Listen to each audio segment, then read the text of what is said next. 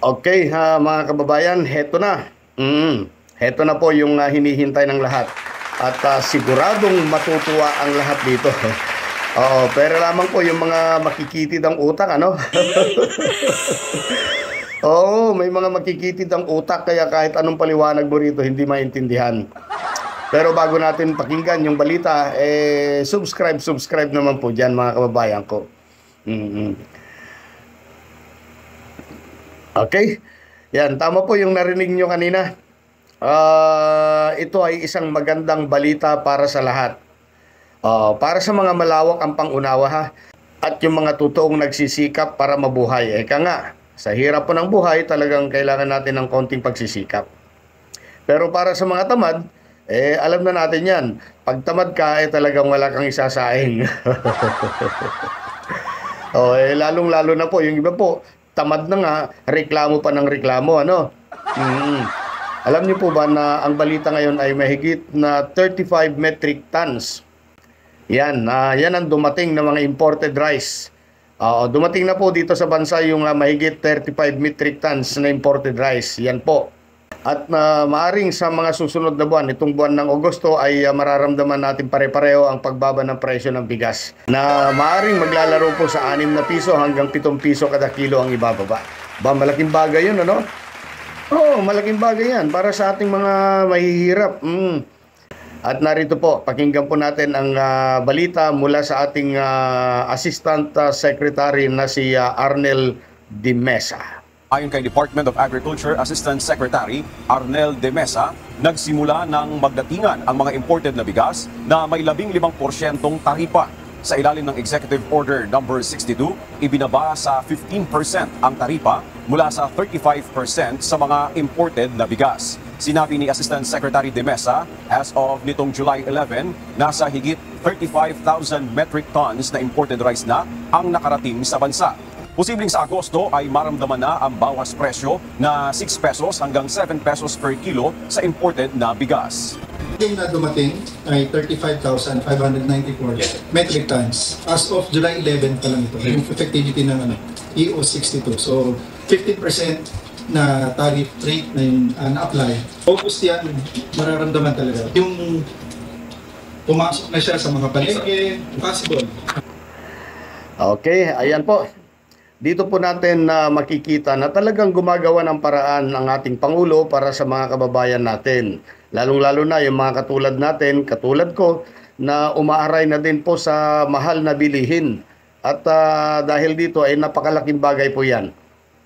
Ang totoo niyan, nitong mga nakalipas ay may mga nabalita din tayo na mayroon pong 29 per kilo na local rice. Yan po ay nabibili po sa mga Kadiwa Center. At hanggang ngayon, patuloy pa yata yan. Patuloy hanggang ngayon yung pagbebenta po ng 29 pesos per kilo sa mga kadiwa. Para naman po sa mga naghahanap po hanggang ngayon, asa na daw po yung 20 pesos per kilo? Hindi yan po ipinangako po ni Pangulong Bongbong Marcos. Yan po ay sinabi niya bilang isang pangarap niya na sana po ay mapababa ang bigas hanggang 20 pesos. Hindi po niya ipinangako po yan. Yan ang dapat nating maintindihan mga kababayan ko. Pero para sa mga maarte na ayaw daw sa local rice or NFA, ito na siguro yung pagkakataon po ninyo. Yan, makakabili na po kayo ng imported rice sa halagang mas mababa sa dati. At kung may reklamo ka pa dito sa pagbaba ng presyo, abay, maghintay-hintay na lang kayo dun sa 20 pesos na per kilo ng bigas, ano? Baka magawa ng paraan din ng Pangulo yan.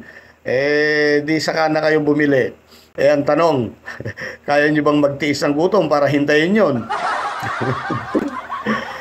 Ang totoo niyan mga kababayan, hindi lang naman dito sa Pilipinas ang may mataas na bilihin. Oo, kahit naman po sa ibang bansa nakakaranas din sila ng ganito, kagaya natin na medyo mataas ang mga bilihin.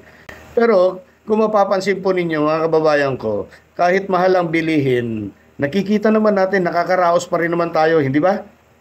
Oo, konting sikap at konting diskarte lang naman. Yan ang kailangan natin sa panahong ito. Bawal ang tamad. Yan, ang tandaan po ninyo. Imbes na magreklamo, bakit hindi na lang gumawa ng paraan, di ba? mahal ang bigas, pero mura ang load. Yan. Alak at sigarilyo. Minsan nagtutungkit pa dyan, maghapon. Kung marunong magsumikap, may magandang buhay sa hinaharap. Ganun lang naman tayo mga Pilipino. Huwag iasa lahat ang kailangan mo sa gobyerno. O kagaya po nito, mga sumasama-sama sa mga rally. Ewan ko lang po kung may bayad yung mga itong rally ng mga maisog. Ano? Sila pa ito, nandun. Nagsasayawan, nagkakantahan. Parang walang problema. Hindi ba? Tapos doon, isinisigaw-sigaw nila, asa na daw po yung murang bigas or bugas. Aba, sama kayo ng sama sa rally ng rally na rally. Mabuti sana kung kayo po ay binabayaran dyan. Ang problema naman, paano na kung wala ng rally?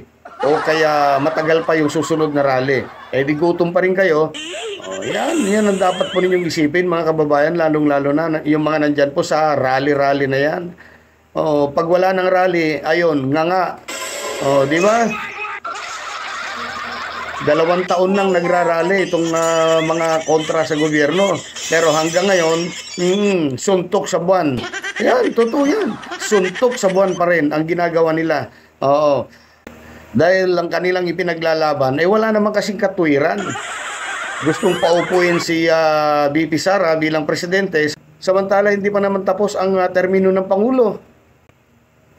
6 na taon ang termino po ng Pangulo.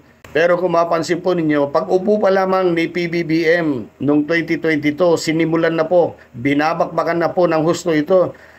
Ayaw yata talagang patagalin ng 1 taon sana noon, kaya lang hindi nila nagawa. At hanggang ngayon, binabakbakan pa rin ng binabakbakan. At yan ay para lamang sa kanilang mga personal na kagustuhan o interes. Kawawa naman po ang taong bayan. At mas lalong kawawa naman ang mga taong nagagamit sa mali nilang ipinaglalaban. Hindi po ba? Kung tumulong na lang sana sila kay PBBM noon pa, nung pag-upo niya, sinimulan ng tulungan yung ating presidente, siguro lalong mas maganda ngayon ang Pilipinas. Sa totoo lamang po, ito pong si Pangulong Bongbong Marcos, ito po yung klase. Ito yung klase ng tao na hindi mo kayang diktahan. Hindi kayang diktahan or hindi magpapadikta kanino man. Yan ang nakikita kong ugali ng ating presidente. Hindi man matapang magsalita, pero pag naglabas ng salita o kaya nagbigay ng pahayag, talaga magugulat ka. May laman, laging may laman.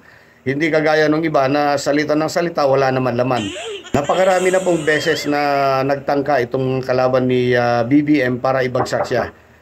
Pero dahil mahal siya ng taong bayan, sa totoo lang, malabo pa sa tubig baha ang paalisin siya sa luklukan. Yan lamang po. Maraming salamat sa muling panunood.